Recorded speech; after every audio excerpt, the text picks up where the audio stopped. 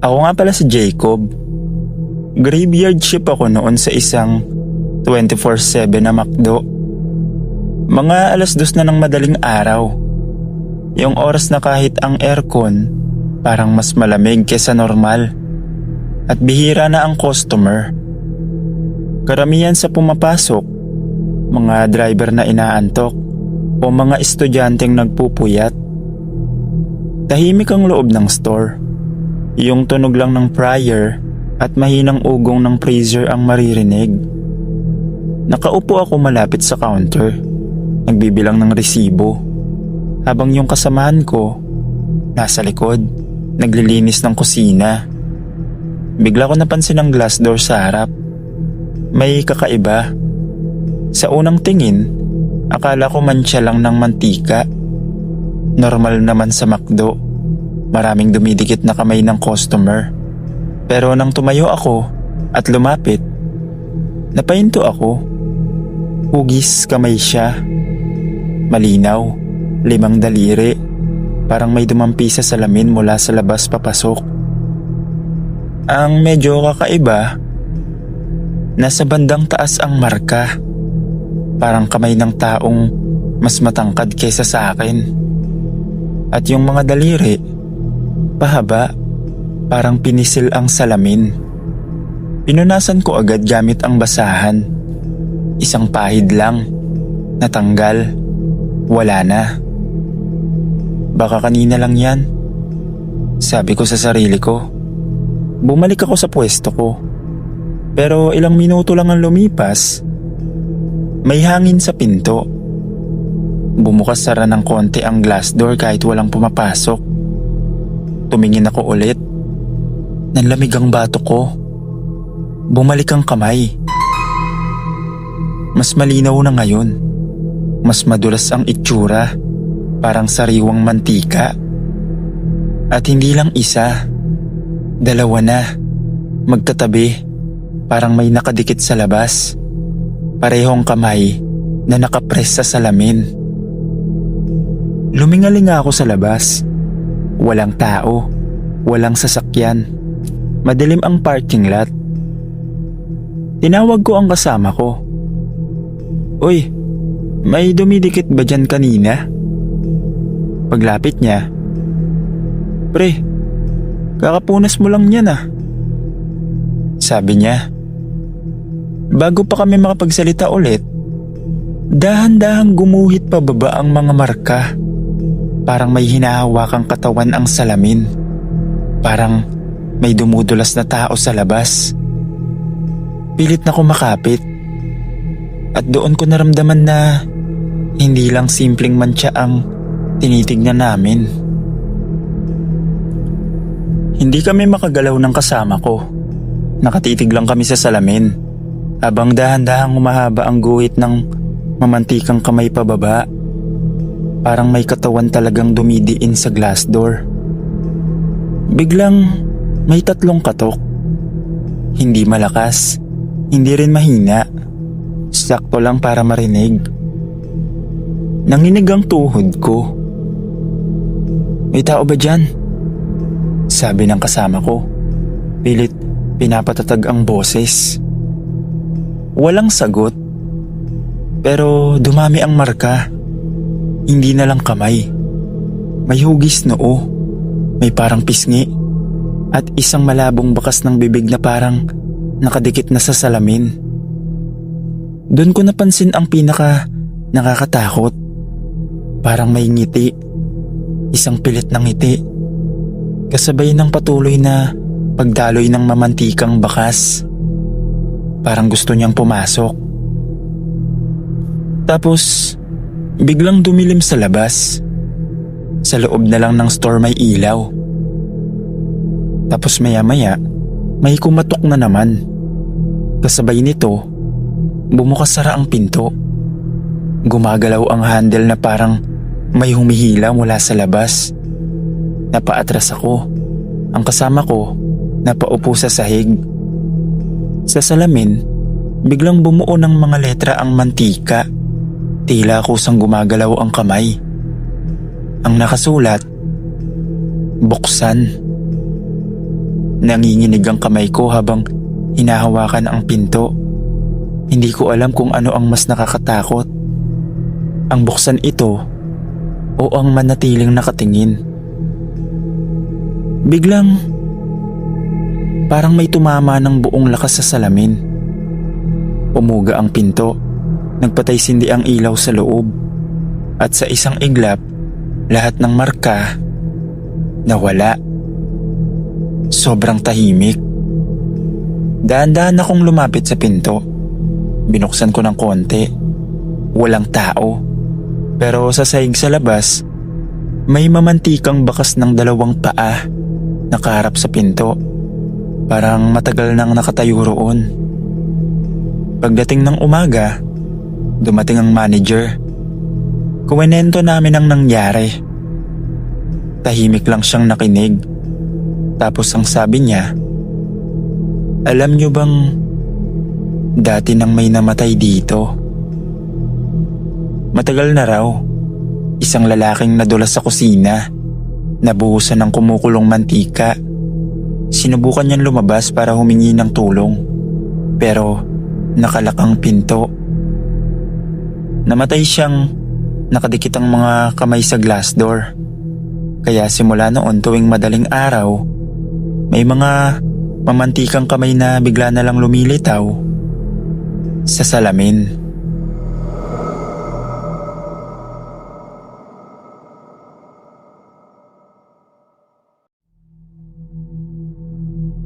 Hindi ko talaga gusto ang graveyard shift, lalo na sa likod ng McDo. Doon sa storage at freezer area na laging malamig kahit pawis ka na sa kaba. Tawagin niyo na lang po akong Lawrence. Mga 1:00 ng madaling araw noon. Tahimik ang store. 2 lang kaming crew. At may guard sa labas na madalas tulog sa upuan. Inutusan ako ng manager na kumuha ng frozen patties sa pinakang dulong freezer. Yung freezer na bihira naming buksan. Yung freezer na palaging sinasabing may kakaiba raw. Pagbukas ko pa lang ng pinto, sinalubong na agad ako ng sobrang lamig. Sumisingaw ang usok sa bibig ko. Habang nag-aayos ako ng box, may narinig ako. Mahina lang, parang hangin lang sa una. Pero nang tumigil ako sa paggalaw, doon ko na-realize, isang iyak, parang bata. Napatingin ako sa loob ng freezer. Walang tao. Puro kahon lang ng karne at fries. Nakastock hanggang kisame. Hello? Mahina kong tawag. Tumigil ang iyak. Saglit lang. Tapos bumalik ulit. Mas malinaw na ngayon. Parang nanggagaling sa pinakang likod. Sa likod ng mga kahon na hindi ko ginagalaw. Bumilis ang tibok ng puso ko. Pinilit kong isipin na baka tunog lang ng yelo o makinang may sira. Kinuha ko ang kailangan ko at nagmadaling lumabas. Pagkasara ko ng freezer, may kumatok mula sa loob. 1 beses lang. Nanlamig ang kamay ko sa hawakan. Dahan-dahan kong binitawan at umatras. At doon ko narinig ang pinakang ayaw kong marinig. Isang boses. "Kuya, ang lamig." Hindi ako nakasagot. Nakatayo lang ako sa harap ng freezer. Nakatitig sa nagyayelong bakal na pinto habang paulit-ulit sa utak ko ang boses. Biglang may kumalabog mula sa loob. Hindi nakatok. Parang sumisipa sa pinto. Napaatras ako at napasigaw. Narinig ng kasama ko at tumakbo papunta sa storage. "Ano yun?" tanong niya. Bago pa ako makasagot, bumukas mag-isa ang freezer. Sumalubong ang sobrang lamig. Parang may humihigop ng init sa katawan ko. At sa loob, may maliit na anino sa pagitan ng mga kahon. Hindi malinaw ang itsura, pero alam kong bata. Nakadapa siya sa sahig ng freezer. Yakap ang sarili. Nanginginig. Ang balat niya, maputla, parang yelo, at ang mga mata niya, itim na itim. "Isara mo," sabi ng kasama ko. Pero bago pa namin magawa, tumayo ang bata. Dahan-dahan siyang lumingon sa amin. May bakas ng yelo ang mga buhok niya, at bawat hakbang niya, may tunog ng nagyayelong bakal sa sahig. Sumisigaw ako. Pero hindi nila ako narinig. Sabi ng bata. Biglang bumukas ang emergency lights kahit nakabukas ang lahat ng ilaw. Naramdaman ko ang bigat ng pinto. Parang may humihila mula sa loob. Pilit na isinasama kami kasama niya.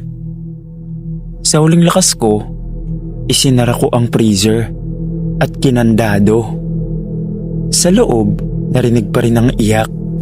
Mas malakas na ngayon. Tumakbo kami palabas ng storage. Nanginginig, halos madapa. Tumawag kami sa manager at guard. Pagdating ng umaga, kinausap kami ng dating crew na matagal nang naroon. Doon namin nalaman ang totoo. Maraming taon na ang nakalipas, may batang napaglaruan ng crew. Pinasok sa freezer bilang biro. Saglit lang daw dapat, pero nakalimutan nila. Namatay ang bata sa loob, sa lamig, sa dilim, habang umiiyak at sumisigaw. Simula noon, tuwing graveyard shift, may naririnig na iyak sa freezer. At matapos yun, nag-resign ako. Kasi ayoko na ulit maranasan at marinig ang iyak ng bata.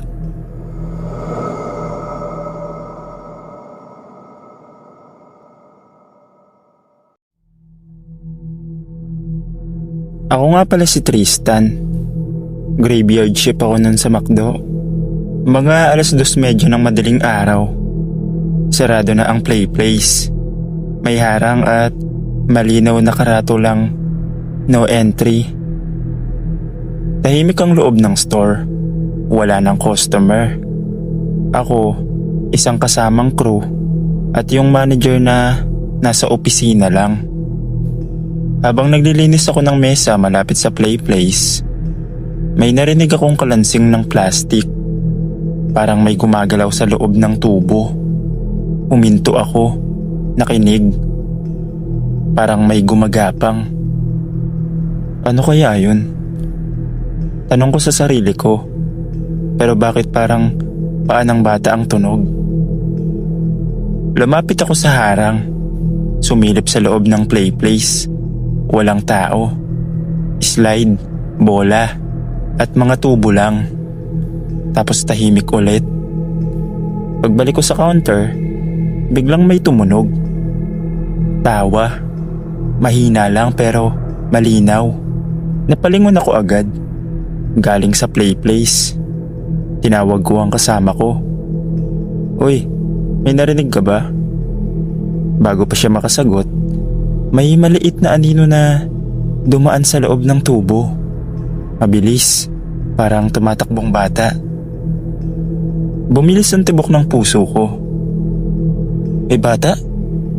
Tanong ng kasama ko. Pero imposible. Sarado na. Walang pumasok. Lumapit kami ulit. At doon namin siya nakita. Isang batang lalaki. Nakaupo sa dulo ng slide. Nakaputi, madungis, basa ang buhok. Hindi gumagalaw. "Uy, bawal dyan," sabi ko. Dahan-dahan siyang tumingin sa amin. Walang emosyon ang mukha niya. Pero ang mata niya, parang pagod na pagod. "Kuya, pwede po ba akong lumabas?" Mahina niyang sabi. Bago pa ako makasagot, biglang namatay ang ilaw sa play place. Emergency lights lang ang natira. Nawala ang bata. Biglang may mabilis na yabag sa loob ng tubo. Paikot-ikot, palapit ng palapit. Umuga ang slide. Parang may bumabangga mula sa loob. "Umalis na tayo," sabi ng kasama ko. Pero bago pa kami makatakbo, lumabas ang bata sa slide. Nakatayo na sa labas ng play place. Ngayon, hindi na siya mukhang bata. Mas mahaba ang braso, mas payat ang katawan, at ang ngiti niya hanggang tenga. Kanina pa ako nandito. Hindi niyo ako pinapansin, sabi niya. Biglang bumagsak ang lahat ng ilaw sa store. Tapos dumilim. Sa dilim, narinig ko ang sunod-sunod na tawa. Hindi na isa, marami na. Pagbukas ko ng ilaw ng flashlight, wala na siya. Matapos ang karanasan naming yon, nagtuloy-tuloy pa rin naman ako sa trabaho ko doon. Pero pagkatapos ng kontrata ko, hindi na ulit ako nag-apply bilang service crew.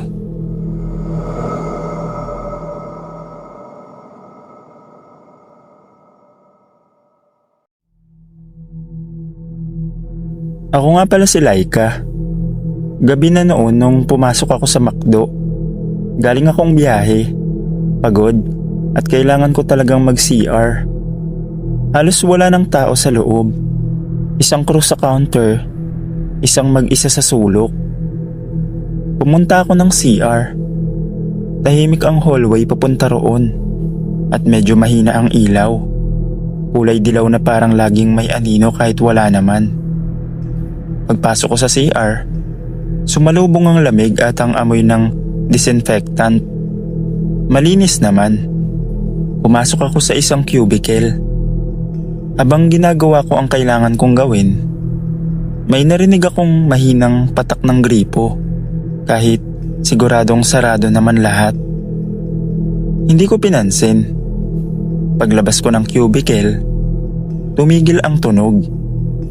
Lumapit ako sa lababo at naghilamos. Pagtingin ko sa salamin, ako lang ang nandoon. Pero habang pinupunasan ko ang mukha ko, may gumalaw sa likod ko, sa refleksyon. Isang anino. Mabilis lang. Paglingon ko, wala. Nag-iisip lang ako ng kung ano-ano. Sabi ko sa sarili ko. Nagugas ulit ako ng kamay. Doon ko narinig ang mahinang pag-ubo mula sa likod. Parang galing sa loob ng isang cubicle. Hello? Mahina kong tawag. Walang sumagot. Biglang naglock ang pinto ng cubicle sa dulo. Kasunod nito, nag-flash mag-isa ang inidoro. Bigla akong kinabahan. Lumapit ako sa pinto ng CR, pero ayaw bumukas. Pagharap ko ulit sa salamin, may bago na. May nakasulat sa hamog ng salamin. Hindi ko nakita kung paano nabuo. Bigla na lang naandoon. Ang nakasulat, "Huwag kang lilingon." Nanigas ako. Tapos dahan-dahan, may tunog ng yapak sa likod ko. Mabagal, papalapit. Ramdam ko ang hininga sa batok ko. Malamig at mabigat. "Huwag kang lilingon." Paulit-ulit sa isip ko. Pero sa paligid ng salamin, may lumitaw na refleksyon. Hindi ako. Isang babaeng nakayuko. Basa ang buhok at nakangiti kahit hindi ko makita ang mga mata. Biglang namatay ang ilaw. Sa dilim, may bumulong sa tenga ko. "Bakit ka nandito?" Naramdaman kong bumukas ang pinto sa likod ko. Hindi na ako nagdalawang isip. Tumakbo ako palabas ng CR. Pagdating ko sa counter, hingal ako. Tinanong ako ng crew kung okay lang ako. Hindi ko alam ang isasagot. Pag uwi ko, doon ko lang napansin, may basang bakas ng kamay sa likod ng damit ko. At pagkatapos nun, tinapon ko din yung damit na yon. Di ko na nilabhan kasi naaalala ko lang yung karanasan ko nung gabing yun.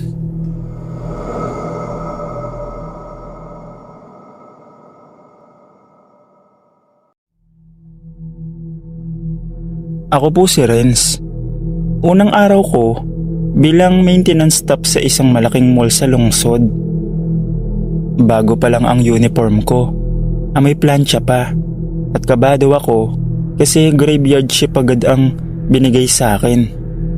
Sabi ng supervisor, tahimik daw sa gabi at mas madali ang inspection. Bandang mag-aalauna ng madaling araw. Sarado na ang mall.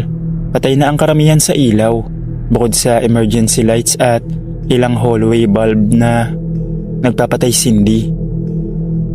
Ang trabaho ko lang, i-check ang mga elevator kung maayos pa bago magbukas kinabukasan.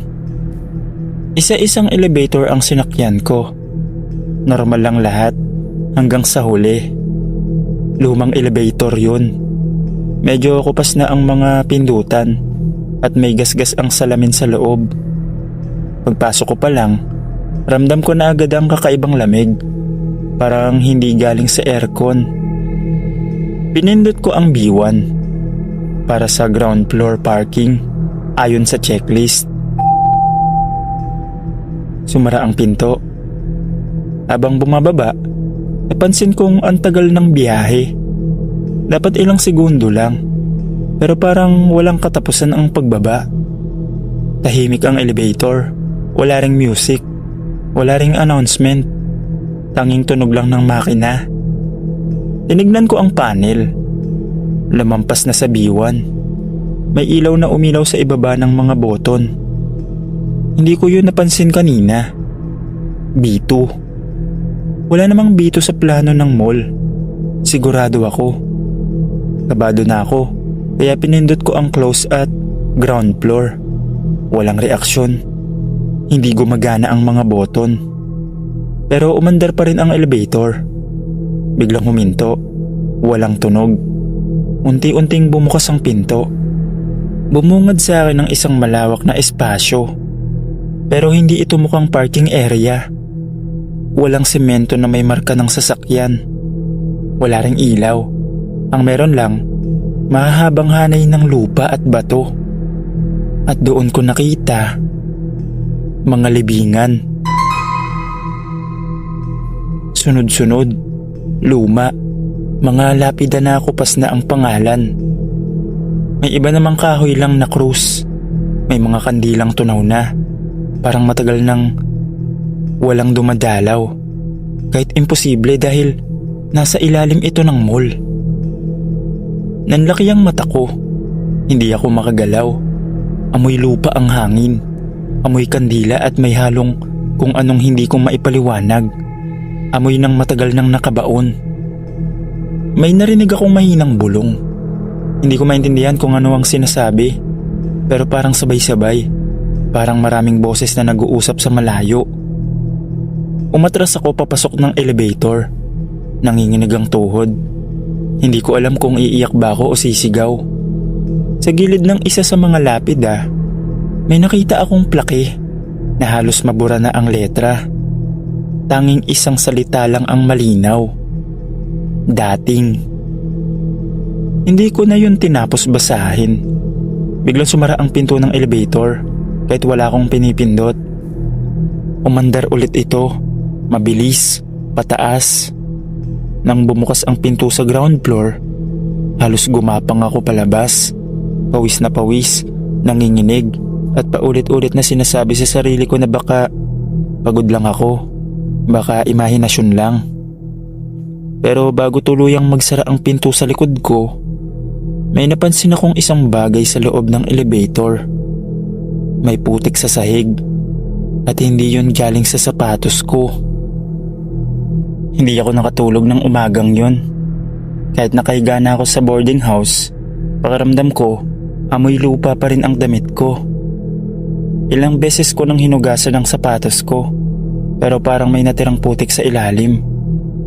Itim, malagkit, at may amoy na hindi basta natatanggal. Pinilit kong isipin na baka pagod lang ako, baka stress sa unang araw. Pero sa isip ko, Paulit-ulit kong nakikita ang mga lapida sa ilalim ng mall. Kinabukasan, bumalik ako sa duty. Ayoko sana pero kailangan ko ang trabaho. Pagpasok ko pa lang sa mall, iba na agad ang pakiramdam. Mas maliwanag, mas maingay, puno ng tao. Parang walang bakas ng katahimikan ng gabing nakaraan. Dumiretso ako sa supervisor. Tama po ba na may bito ang mall? Tanong ko. Napatingin siya sa akin na parang may mali akong sinabi. Kinuha niya ang blueprint ng building at ipinakita sa akin. Basement parking lang to, B1. Wala nang iba. Sagot niya. Nanlamig ako. Sinubukan kong ipaliwanag ang nakita ko. Ang elevator, ang libingan, ang lapida. Hindi siya nagsalita agad. Tinitigan lang niya ako.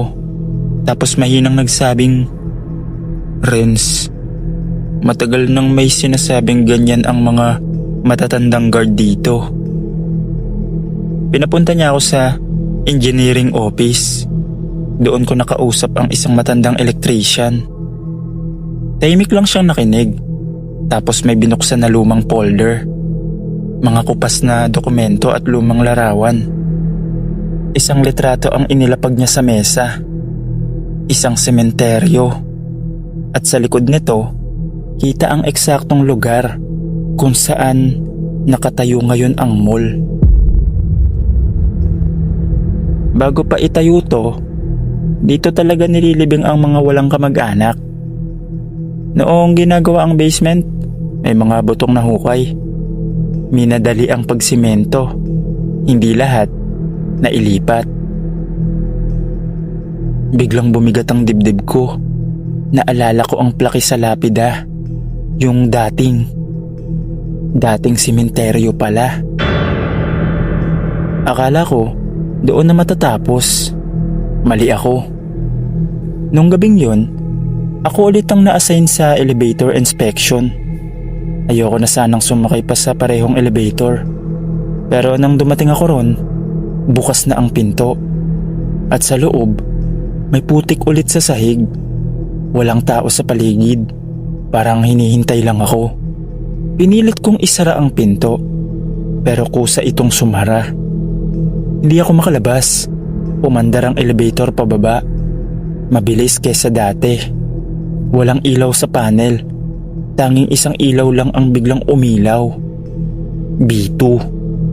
Pagbukas ng pinto, mas madilim na kaysa kagabi. Mas maraming libingan. Mas dikit-dikit. At ngayon, may mga sariwang hukay. Basa pa ang lupa. Parang may katatapos lang ilibing. May narinig akong mga yabag sa likod ko. Hindi ako lumingon. May mga boses na ngayon. Bumalik ka. May naiwan. Biglang may humawak sa paa ko. Napasigaw ako at bumagsak. Nararamdaman ko ang mga kamay. Marami, malamig, marurumi. Humihila pababa, papunta sa lupa. Nakita ko ang isang lapida sa harap ko. Bago. May pangalan. Pangalan ko. Sumigaw ako. Pinikit ko ang mata ko. Sa lakas na sigaw ko, biglang umalog ang paligid. Nagbukas ang pinto ng elevator. Nasa ground floor na ako bigla. Nakahandusay ako sa sahig. Pinagkaguluhan ng guard at maintenance. Wala raw akong malay ng ilang minuto. Akala nila nahimatay lang ako. Pero may isang guard na tahimik lang na tumingin sa akin. At ang bulong niya, hindi ka dapat bumaba roon. Kinabukasan, nag-resign ako. Pagdaan ko sa HR para magsauli ng ID, sinabi nilang wag ko na lang daw ipagkalat yung naranasan ko. Dahil baka makasira pa sa imahe ng mall na yun.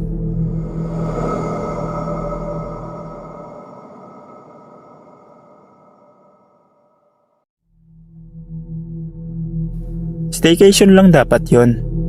Isang gabi lang para magpahinga at makalayo sa ingay ng bahay. Nasa isang mataas na kondominium ako sa gitna ng syudad. Bago, malinis at mukhang ligtas. Ayon sa nakausap ko, 12 floors lang ang building. Wala raw 13th floor dahil iniiwasan yun ng mga kondo. Ako nga pala si Mika. Bandang 11:30 ng gabi. Bigla akong nagutom. Sarado na ang karamihan ng kainan. Kaya naisip kong bumaba at bumili sa 7-Eleven sa tapat ng building. Simple lang sana. Bihis, elevator, lakad, tapos uwi. Paglabas ko ng unit, tahimik ang hallway. Kulay dilaw ang ilaw at mahaba ang pasilyo. Walang ibang residente. Parinig ko ang mahinang ugong ng aircon sa mga unit. Pinindot ko ang elevator. Matagal bago ito dumating. Pagbukas ng pinto, wala namang tao sa loob. Pero napansin ko agad, malamig sa loob. Pumasok ako at pinindot ang ground floor. Sumara ang pinto. Habang bumababa, napatingin ako sa panel. Normal sa una. 12, 11, 10. Pagdating sa 1, bigla itong huminto. Akala ko, ground floor na. Pero hindi bumukas ang pinto. Sa halip, may ilaw na biglang umilaw sa panel. 13. Nanlaki ang mata ko. Hindi ko yun pinindot. At mas lalo, wala namang 13th floor ang building. Kabado akong pinindot ulit ang open at ground floor. Walang gumana. Umandar ulit ang elevator paakyat. Tahimik sa loob. Walang music. Walang tunog kundi ang pag-akyat at ang sariling hininga ko. Ramdam kong bumilis ang tibok ng puso ko. Pinilit kong tawagan ang kaibigan ko sa phone. Pero walang signal. Huminto ang elevator. Unti-unting bumukas ang pinto. Hindi ito mukhang floor ng kondominium. Madilim ang hallway. Masikip. Parang mas luma kesa sa buong building. Patay ang mga ilaw. Maliban sa isang bumbilya sa dulo na kumikislap. Walang carpet. Walang unit number sa pader. At ang mas nakakakilabot, may mga pintong parang apartment, pero lahat ay nakabukas ng kaunti. Tahimik, pero ramdam kong may nakatingin. Nanigas ako sa loob ng elevator. Ayokong lumabas. Pinindot ko ang close pero hindi sumara ang pinto. Parang may humahawak. Sa gitna ng hallway, may narinig akong may hinang yabag. Papalapit. Mabagal. May aninong dumaan sa ilalim ng kumikislap na ilaw. Hindi ko makita ang muka, pero malinaw ang hugis ng katawan. May bumulong mula sa labas ng elevator. Dito ka bumaba. Nanlamig ang mga kamay ko. Gusto kong sumigaw pero walang lumalabas na boses. Sa salamin ng elevator, may napansin akong kakaiba. Hindi lang ako ang nandun sa refleksyon. May isa pang nakatayo sa likod ko. Nanlaki ang mata ko nang makita ko ang refleksyon sa salamin. May nakatayo sa likod ko. Isang lalaking payat. Suot ang kupas na damit na parang galing sa ibang dekada. Nakayuko ang ulo niya. Hindi ko makita ang muka pero ramdam kong ako ang tinitignan niya. Hindi siya humihinga. Hindi rin siya gumagalaw. Dahan-dahan akong lumingon. Wala. Pagharap ko ulit sa salamin, doon ko lang siya nakikita. Biglang lumamig ang buong elevator.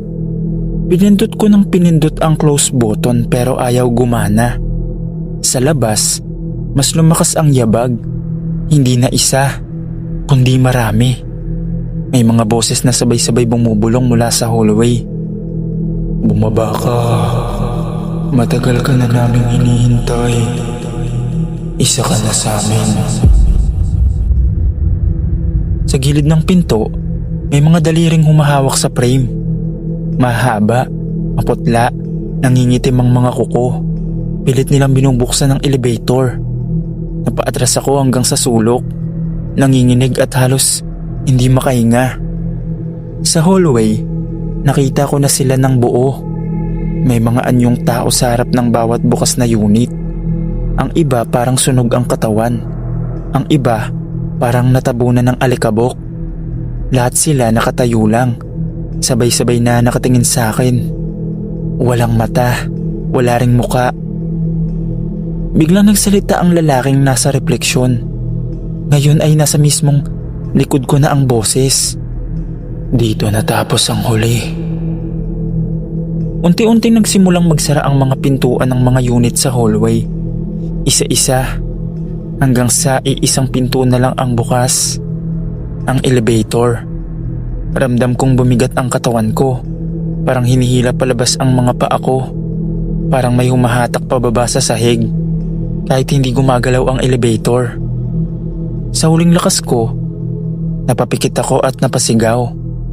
Pagdilat ko, bukas pa rin ang pinto ng elevator. Pero wala na ang hallway. Nasa ground floor lobby na ako. Tahimik, maliwanag, parang normal na gabi. Nakatayo lang ako sa loob ng elevator. Pawis na pawis, nanginginig at may luha sa mata. Lumabas ako at tinanong ang guard kung may problema ba sa elevator. Tinignan niya ang logbook at sinabing, "Ma'am, kanina pa po kayo nasa loob ng elevator." "Gaano katagal?" tanong ko. "Maigi 30 minuto po. Hindi po siya gumagalaw. Nagkaproblema po ata." Kinabukasan, kinausap ko ang admin. Sinabi ko ang tungkol sa 13th floor. Sagot nila, "Wala pong ganong floor at kahit kailan hindi po humihinto ang elevator ng ganon katagal." Pagkatapos nun, Sir Dave, hindi ko na ulit sinubukan mag-staycation ng mag-isa.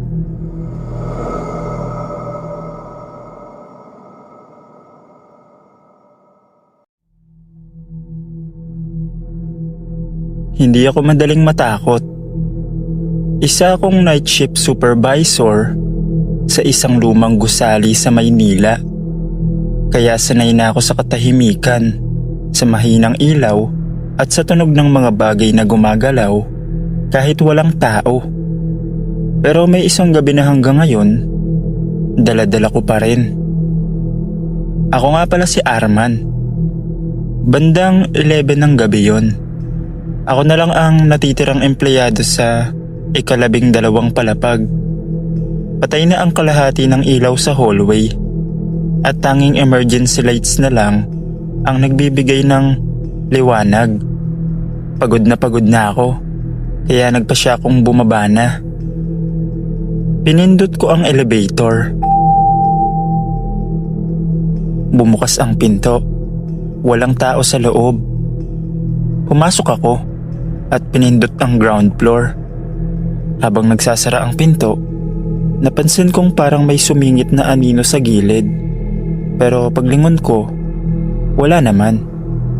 Inisip ko, pagod lang to. Bumaba ang elevator ng maayos sa una. Tahimik lang ang ugong ng makina. Pero pagdating sa ika-7 palapag, bigla itong huminto. Hindi rin tumunog. Walang ilaw na bumukas sa labas. Basta't huminto lang. Napakunot noo ako. Pinindot ko ulit ang ground floor. Walang reaksyon. Tapos, may narinig akong mahinang katok sa loob. Hindi sa pinto. Sa likod ko. Mabagal akong lumingon. Walang tao. Pero sa salamin ng elevator, may nakita akong refleksyon. Isang lalaking nakatayo sa sulok. Maputla ang muka, basang-basa, parang galing sa ulan, at nakayuko ang ulo. Napaatras ako. Pagharap ko mismo sa sulok, wala. Pagtingin ko ulit sa salamin, nandun pa rin siya. Biglang bumukas ang bibig niya sa refleksyon. Hindi siya nagsalita, pero malinaw kong narinig sa loob ng utak ko. Mali ang binabaan mo. Sabay, biglang umalog ang elevator. Parang bumagsak ng ilang pulgada. Napasigaw ako at napakapit. Pumitik ang ilaw, nagpatay-sindi. Sa bawat pagpatay-sindi niya, palapit ng palapit ang refleksyon niya. Ramdam ko na ang lamig, hindi yung lamig ng aircon, kundi yung parang hinihigop ang init ng katawan ko. Nanginginig na ako. Paulit-ulit na pinipindot ang emergency button. Biglang tumigil ang ilaw. Sobrang dilim. Sa dilim, may naramdaman akong huminga sa batok ko. Mabagal, mabigat. Hindi pa tapos ang sakay.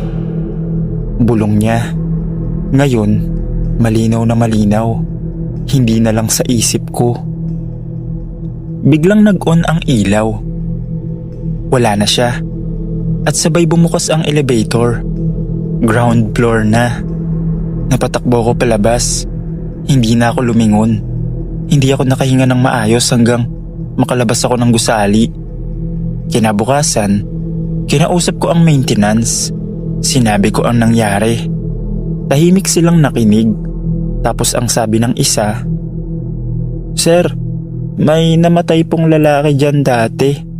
Nahulog sa elevator sa ikapitong palapag. Night shift din yun." Simula noon, hindi na ako sumasakay ng elevator mag-isa kapag gabi. Mas pinipili ko na lang na maglakad sa hagdan.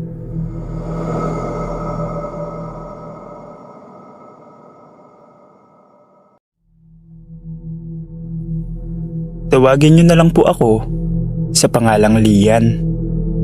Madaling araw na nun, bandang 2:00 ng madaling araw. Oras na halos wala nang masyadong naglalakad na tao sa ospital. OJT pa lang ako. Ilang linggo pa lang sa duty at naka-assign sa record section ng lumang bahagi ng ospital. Tahimik masyado. Pagod na ako. Kailangan kong bumaba sa ground floor para magdala ng ilang papeles. Wala akong kasabay. Lahat ng nurse at doktor nasa kani-kanilang ward.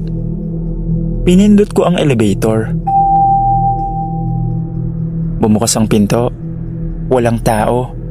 Puting-puti ang ilaw sa loob. Pero parang may kakaibang lamig.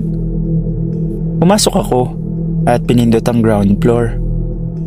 Habang nagsasara ang pinto, may pakiramdam akong may nakatingin sa akin. Pero paglingon ko, sarili ko lang sa salamin ang nakita ko.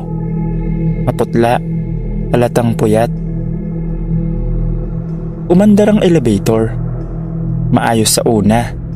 Tahimik. Hanggang sa bigla itong huminto. Walang announcement. Wala ring tunog.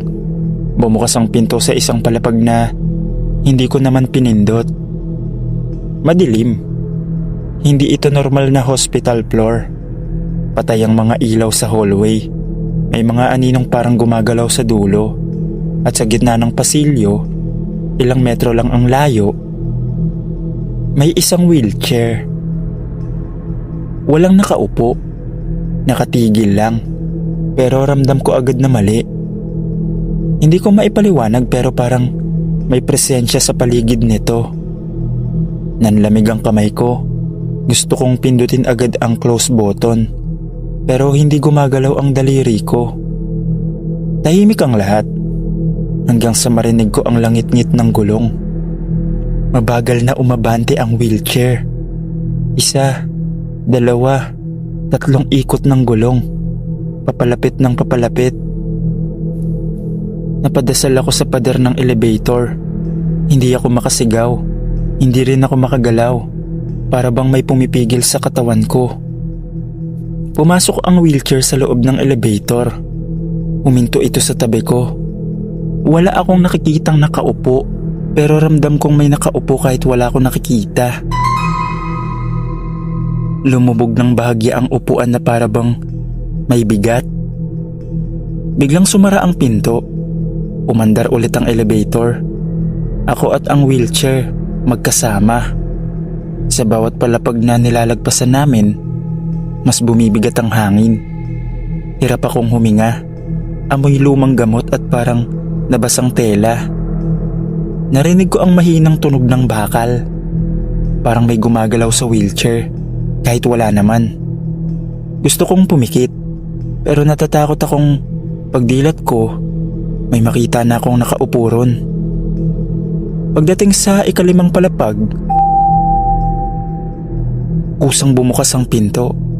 Madilim din ang floor na yon at dahan-dahang umabante palabas ang wheelchair.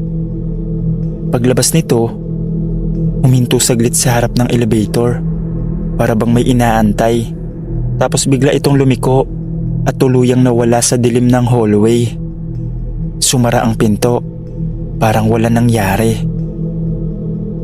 Bumaba ang elevator hanggang ground floor. Pagbukas ng pinto, bumagsak ang tuhod ko. Umiyak ako doon mismo. Hindi ko na nagawang bumalik sa duty. Nagpasundo ako sa kaibigan ko sa labas ng ospital. Hindi na ako bumalik. Hindi ko na rin tinapos ang OJT ko roon.